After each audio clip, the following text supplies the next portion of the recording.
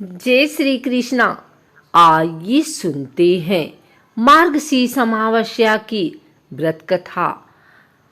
एक साहूकार के 7 बेटे और 7 ही बहुओं के साथ एक बेटी भी थी। साहूकार के घर रोज एक जोगी आता था, जिसे साहूकार की बहू भिक्षा देती थी। उस जोगी को जब साहूकार की बेटी भिक्षा देने आती तो वह उससे भिक्षा नहीं लेता था और कहता कि तेरे भाग्य में सुहाग की जगह दुहाग लिखा है। लड़की को उस जोगी की यह बात बहुत बुरी लगती थी और एक दिन वह अपनी माँ से रोती रोती जोगी की बात बताती है। सारी बात सुनकर माँ कहती है कि कल जब जोगी आएगा तब मैं सुनती हूँ कि वह क्या कहता है और क्यों कहता है। अगले दिन फिर जोगी आता है तो साहूकारनी छिपकर बैठ जाती है और लड़की को भिक्षा देने भेजती है। जोगी उससे भिक्षा नहीं लेता और फिर वही बात दोहराता है कि तेरे भाग्य में सुहाग की वजह दुहाग लिखा है। लड़की की माँ बाहर निकलकर आती है और जोगी से कहती है कि एक तो हम तुझे भिक्षा देते हैं और तू हमें गाली देता है। जोगी कहता है कि मैं गाली नहीं दे रहा हूँ, जो बात सच है वही कह रहा हूँ। इसके भाग्य में जो लिखा है मैं वही सच आपको बता रहा हूँ। सारी बातें सुनने पर लड़की की माँ कहती है कि जब तुझे सारी बात पता है तो इससे बचने का उपाय भी पता होगा, वह बता। जोगी कहता है कि 7 समंदर पार एक धोबन रहती है जिसका नाम सोना है। वह अमावस्या का व्रत करती है। अगर वह आकर इसे फल दे दे तभी इसका दुहाग टल सकता है, अन्यथा विवाह के समय सर्प काटने से इसके पति की मृत्यु हो जाएगी। सारी बात सुनकर माँ रोने लगी और सोना धोबी की तलाश में निकल गए। चलते चलते रास्ते में तेज धूप पड़ रही थी, जिससे बचने के लिए वह एक पीपल के वृक्ष के नीचे बैठ गई। उसी वृक्ष पर एक गरुड़ के बच्चे अपने घोंसले में थे। एक सांप आया और गरुड़ के बच्चों को खाने के लिए लपका, लेकिन साहूकारनी ने उस सांप को मारकर बच्चों की रक्षा की।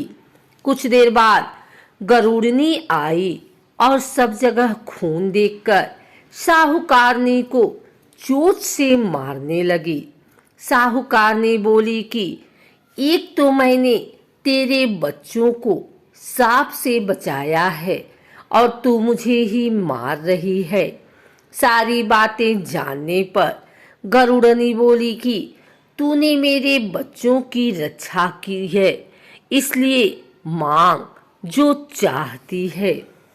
साहूकारनी गरुड़नी से कहती है कि मुझे 7 समंदर पार सोना धोबिन के यहाँ छोड़ दो, और गरुड़नी ने वैसा ही किया। साहूकारनी वहाँ पहुँच तो गई, लेकिन सोचने लगी कि इसे कैसे मनाऊं। सोना धोबिन की भी 7 बहुएं थीं, लेकिन घर के काम को करने के लिए सदा आपस में ही लड़ती झगड़ती रहती थी। रात को जब सब सो जाते तो साहूकारनी आती और चुपके से सारा काम करके उजाला होने से पहले चली जाती। सारी बहुएं भी आपस में यही सोचती कि कौन सी बहू है जो सारा काम कर देती है, लेकिन एक दूसरे से पूछने की हिम्मत किसी की भी नहीं होती। काम करने की बात सोना धोबिन ने जब देखी कि आजकल बहुएं लड़ती भी नहीं हैं और काम भी सारा हो जाता है, सोना धोबिन ने सारी बहुओं को बुलाया और पूछा कि आजकल तुम लड़ती भी नहीं हो और घर का सारा काम कौन करता है। बहुएं सास से झूठ कहती हैं कि लड़ाई करने से क्या फायदा, इसलिए हम मिलकर काम कर लेती हैं। सोना धोबिन को अपनी बहुओं की बात पर विश्वास नहीं होता और वह रात में जागकर स्वयं सच देखना चाहती है कि कौन काम करता है। रात होने पर सोना धोबिन छिपकर बैठ जाती है कि देखूं कौन सी बहू काम करती है। रात हुई तो वह देखती है कि एक औरत चुपके से घर में घुस रही है।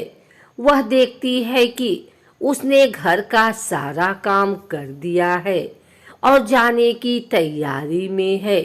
जैसे ही साहूकारनी जाने लगती है तो सोना धोबिन उसे रोकती है और पूछती है कि तुम कौन हो और क्या चाहती हो। साहूकारनी कहती है कि पहले तुम वचन भरो तब बताऊंगी। वह वचन भरती है। तब साहूकारनी कहती है कि मेरी बेटी के भाग्य में दुहाग लिखा है, लेकिन तुम अमावस्या करती हो तो मेरे साथ चलकर उसे सुहाग दे दो। सोना धोबिन वचन से बंधी थी तो वह साहूकारनी के साथ चलने को तैयार हो जाती है।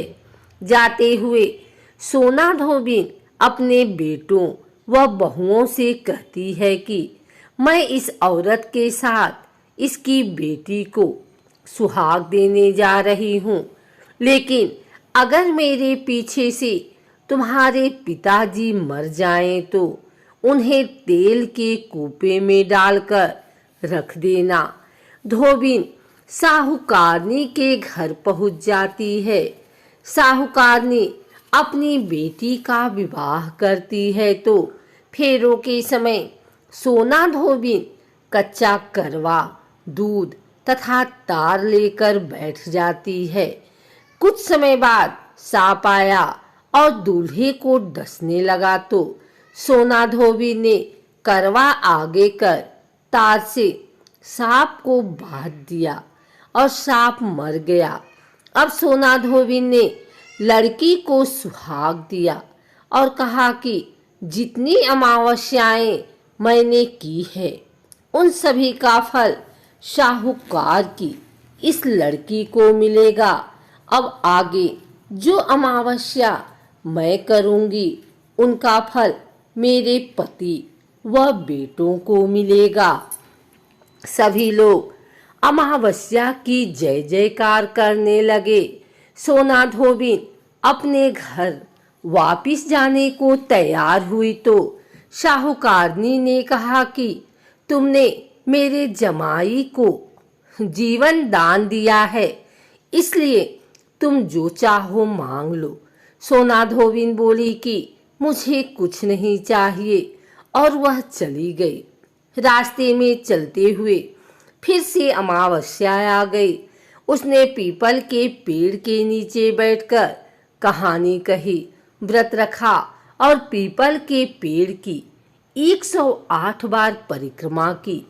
पीपल के पेड़ की पूजा के बाद वह घर जाती है तो देखती है कि उसका पति मरा पड़ा है।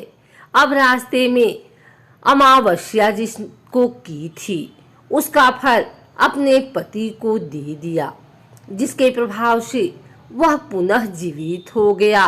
सब कहने लगे कि तूने ऐसा क्या किया जो तेरा पति जिंदा हो गया।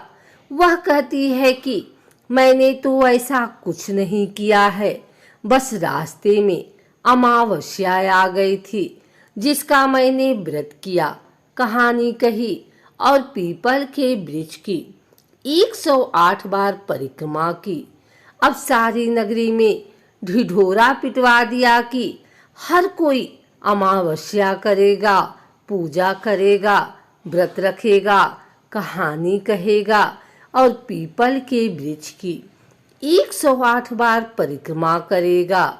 अमावस्या जैसा आपने साहूकार की बेटी को सुहाग दिया, वैसे ही सबको देना।